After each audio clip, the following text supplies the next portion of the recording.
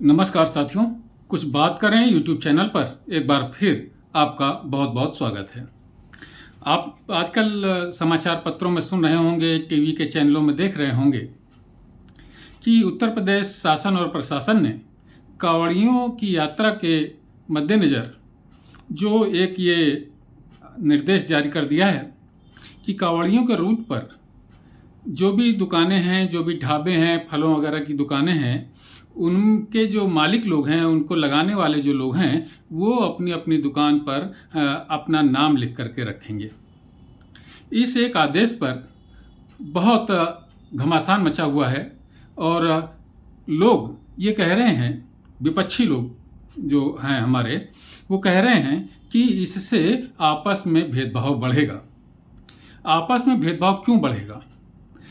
हिंदुओं की जो धार्मिक शुचिता है, अगर उसको ध्यान में रखते हुए शासन और प्रशासन ने ये निर्णय लिया है कि यात्रा के समय में भी कोई भी अव्यवस्था ना उत्पन्न हो पाए, असुविधा ना उत्पन्न हो पाए कांवड़ियों के लिए, और उन्हें शुद्ध और जैसा वो भोजन चाहते हैं और जैसा वो माहौल चाहते हैं वैसा उन्हें उपलब्ध होता रहे, तो इसमें क्या गलत है?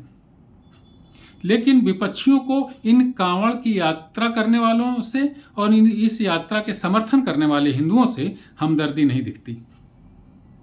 ऐसा करके बल्कि वो शासन और प्रशासन के इस निर्देश का विरोध कर रहे हैं कि उन्हें ऐसा नाम नहीं लिखवाने चाहिए। इससे ये साबित होता है कि वो जो विपक्षी दल हैं वो हिंदुओं को ही दूसरे दर्जे का नागरिक समझ रहे हैं। इसी जो हिंदुओं के साथ में ये जो फर्क किया जाता है विपक्षियों के द्वारा, उसी को ध्यान में रखते हुए एक बहुत ही उपयोगी और बहुत ही तथ्यपरक पुस्तक में मुझे प्राप्त हुई है और उसे लिखा है आनंद रंगनाथन जी ने। ये आनंद रंगनाथन जी पेशे से तो वैज्ञानिक हैं, लेकिन ये साहित्य में भी, सामाजिक साहित्य में भी रुचि रखते हैं और 4-5 किताबें ये लिख चुके हैं। अभी जो किताब है वो उन्होंने लिखी है हिंदू राष्ट्र, हिंदुओं की राम कहानी। ये इस पुस्तक का नाम है, हिंदू राष्ट्र, हिंदुओं की राम कहानी। और फिर इसमें लिखा हुआ है हाशिए के नागरिक और राज्य प्रायोजित नस्ल भेद के भुक्तभोगी। यानी कि इसमें एक पुस्तक में जो साबित किया गया है वो ये कहा गया है कि हिंदू बहुसंख्यक है, ये क्या उसका अपराध है? हिंदू बहुसंख्यक होने के कारण ऐसा हमारे देश के तमाम राजनीतिक दल सोचते हैं कि हिंदुओं को कोई पीड़ा नहीं हो सकती। हिंदू अपनी शुचिता, धार्मिक आस्था की मेंटेन नहीं कर सकते, और अगर वो ऐसी आवाज़ उठा दें तो ये भेदभाव को बढ़ाने जैसा हो जाता है। ये पुस्तक बहुत ही इम्पॉर्टेंट है साथियों, और इस पुस्तक के जो 8 पॉइंट लेकर इस पुस्तक में लिखे गए हैं वो है: एक, हिंदू मंदिरों पर सरकार का अंकुश। हिंदुओं के जो पूरे देश में मंदिर हैं, बड़े बड़े मंदिर हैं, उनकी आय व्यय का ब्यौरा ये सरकार के द्वारा रखा जाता है, सरकार के नियंत्रण में है ये मंदिर। और दूसरा है अन्याय।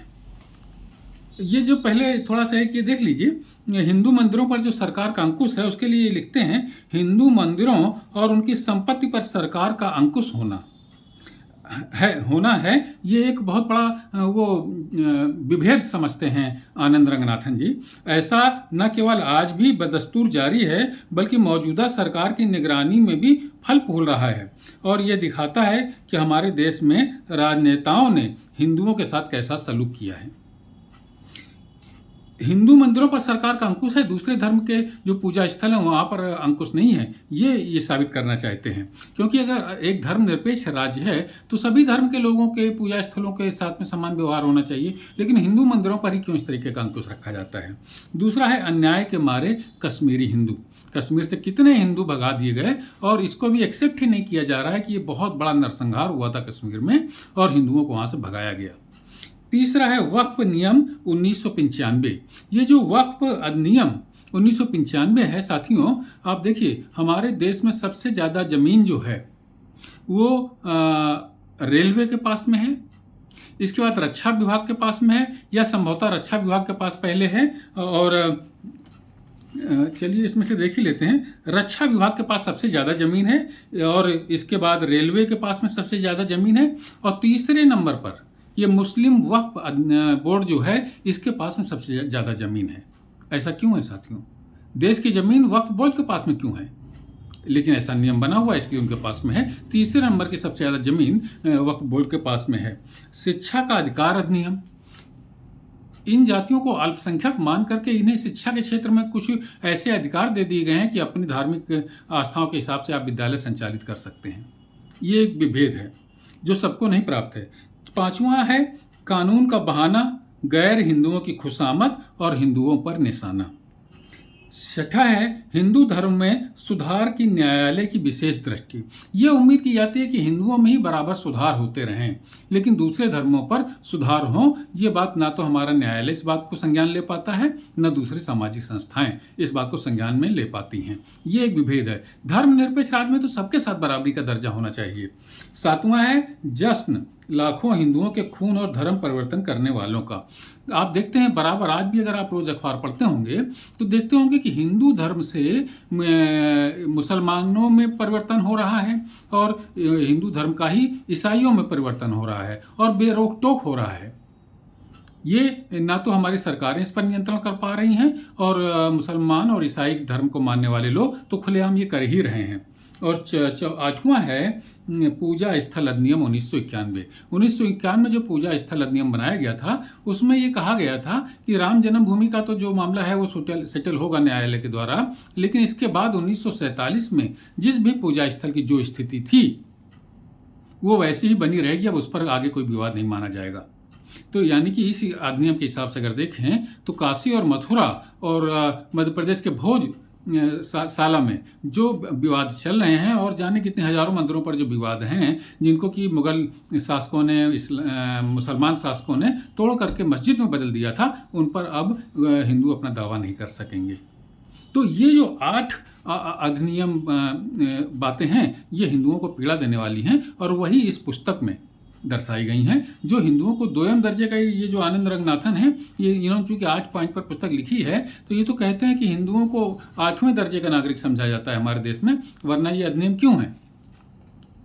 लेकिन ये बात बिल्कुल सही है साथियों कि बहुसंख्यकों की भावनाओं का सम्मान तो सरकारों को करना ही चाहिए।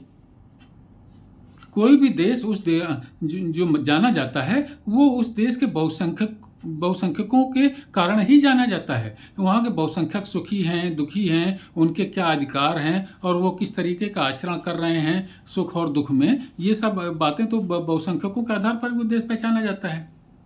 लेकिन यहाँ पर बहुसंख्यकों को वो सुविधाएं नहीं प्राप्त हैं जो यहाँ पर अल्पसंख्यकों को प्राप्त हैं। ये माना जाता है कि बहुसंख्यक तो सुखी हैं, उनकी भावनाओं का सम्मान नहीं किया जाता, बहुसंख्यकों को कोई पीड़ा नहीं हो सकती, ऐसा माना जाता है। तो साथियों इसी संदर्भ में कांवड़ यात्रा जो होने वाली है और उत्तर प्रदेश सरकार ने जो निर्देश जारी किए हैं इनके खिलाफ बोल रहे हैं कुछ तमाम विपक्षी दल, वो इसी संदर्भ में देखना चाहिए कि उन्हें हिंदुओं की भावनाओं का ख्याल नहीं है।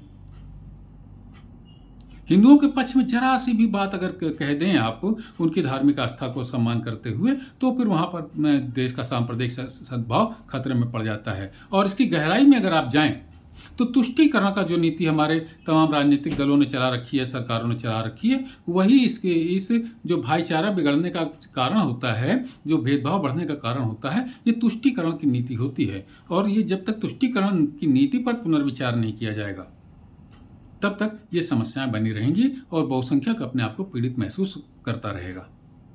बहुसंख्यकों की भी इस भावनाओं का सम्मान जरूर किया जाना चाहिए। तो साथियों आज की चर्चा में बस इतना ही। कल किसी और मुद्दे पर आपसे बात करूंगा, तब तक के लिए जय हिंद, वंदे मातरम।